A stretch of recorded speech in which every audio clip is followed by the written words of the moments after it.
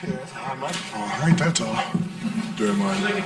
Yeah, it's all good. I was just holding. You guys have obviously played in and won huge games through the years. What is it about this game that seems to mean so much to so many people right now? I think, coming into the year, we thought we had a pretty good shot at it. Good team, roster that kind of covers all the things that you need to cover on the roster. And it unfortunately just hasn't gone that way for us. A lot of injuries. But, one thing we've always hung our hats on is not being front runners. It's easy when everything's going right to be upbeat, to believe. But who are you when everything goes wrong? And I think for us, that's what's more motivating than anything. It's just like, everything that could go wrong has gone wrong this year. And yet we still have a chance. So what do you do with that chance? And, when you have a leader like Steve Kerr, who always knows the right thing to say, when you have a leader like Steph Curry, that you can always rally around, that he's going to be there, giving everything he got, and also one of the greatest players we've ever seen. When you're following two guys like that, things like this are possible. Steve kind of came up here and was basically saying, this is why Steph came back. And for the people who, question if it was a good idea considering the season, what's it like, watching what he went through the last few months, end in a moment like this? Yes, watching what he was going through was tough because you knew all he wanted was to be out there. He's coming in every single day, putting the work in, and for a nice amount of time not getting the results, and most people would quit, especially when you're in a position like that. You leave in teams in, 7th spot, whatever it was, and you come back and we're in 10th, and we're locked in 10th. Most people would just be like, I'm going to get myself right, and I'll do it again next year. But that's never who he's been. And that's why this organization has been able to go from being the worst to first.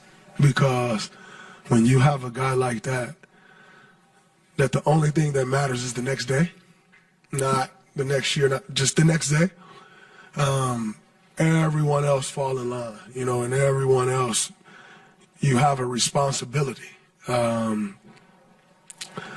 Because of the responsibility that he takes on every day. And so, Steve was right.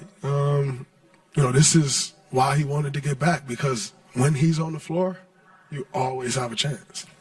Draymond, what did you do to slow down Kawhi tonight? I just tried to play really, try not to give him much space. Try to make him take tough shots. And then my teammates were incredible. When you're guarding a player like Kawhi, it's not a one-man job.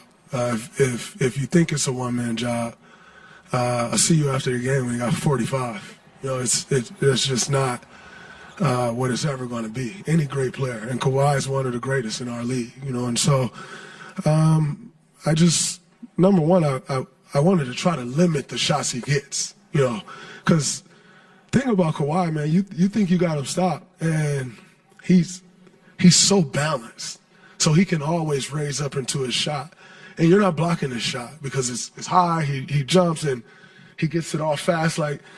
So for me, I wanted to try to limit the amount of shots that he could get, as opposed to thinking I'm going to stop every shot that he takes. That's not realistic. And I was able to.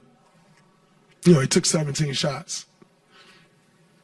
I like that, because in a situation like this, I know he's probably looking to take 20-plus shots. But if I can just get him to not take 3 or 4 more shots, that's probably with the efficiency that he plays with, that's stopping 10 more points. You know, if I can get him to take 3 or 4 less shots.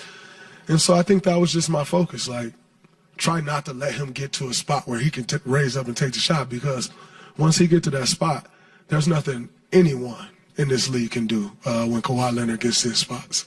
Do you savor these moments, like knowing where you guys are at? I do, because you don't know how many more you have, but even aside from that, I savor the moments of being able to play great players. You know, it's an honor to play against a great, all-time great like Kawhi Leonard. You know, and as a competitor, you just want to do your best. You know, not every day do I get to go home and say, yo, I played Kawhi Leonard tonight. Like, you know, he's a special, special player, and he's a worker, you know, and I got the utmost respect for Kawhi Leonard, you know.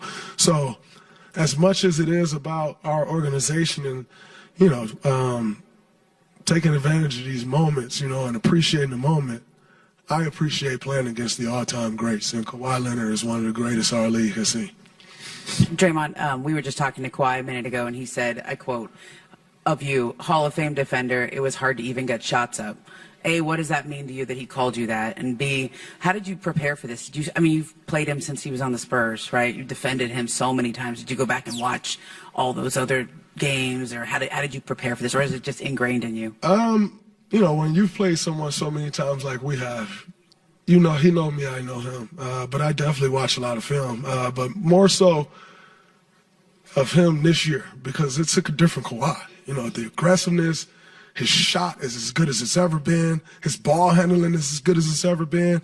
To hear one of the greats say that about me, like, man, that's special.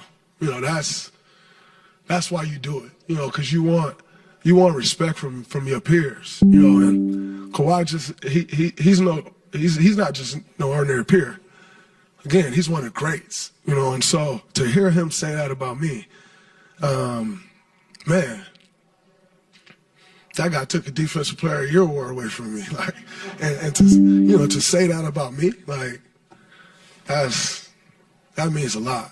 It means a lot, because, you know, he's a man of few words, you know, but when he speaks, it's loud, you know, because he doesn't speak much, you know, and I don't think there's a player in the NBA that does not respect Kawhi Leonard. You know, he's a special guy. So to hear him, I'm grateful to hear him say that about me, because ultimately you just want the respect of your peers, and I'm very thankful for that. When Al was up here, he said that you and Steph were encouraging him down the stretch and hitting all those threes. What was your message for him during that? He's one of our better shooters on his team. We need you shooting the ball. You open, let it ride. And that's always our message. And then more importantly, we're looking for him. You know, this isn't like, oh, a mistake, he caught the ball. No, that's one of the guys we're looking for to shoot that, you know. And so, you know, they had Kawhi guarding me and Brook Lopez on him. They then switched the matchup, which then allows Steph to come off of Brook Lopez and get the three, right? So that's all Al Horford's doing, right? And, you know, we were excited as hell to get him in free agency, and you see why. You know, he's been incredible, and obviously he's dealt with some injuries, but, man, it's great to have him on our side. Hey, Dre, given how hard this season was. Thank you, Draymond Green, for that nuanced and elaborate recap of how this all went down. We have a full recap of the night coming up on the association post-up. Everything you need to know, and a quick look ahead at what's to come as well in this play-in tournament. See you guys, the Night Owls. Stay with us, Baltimore.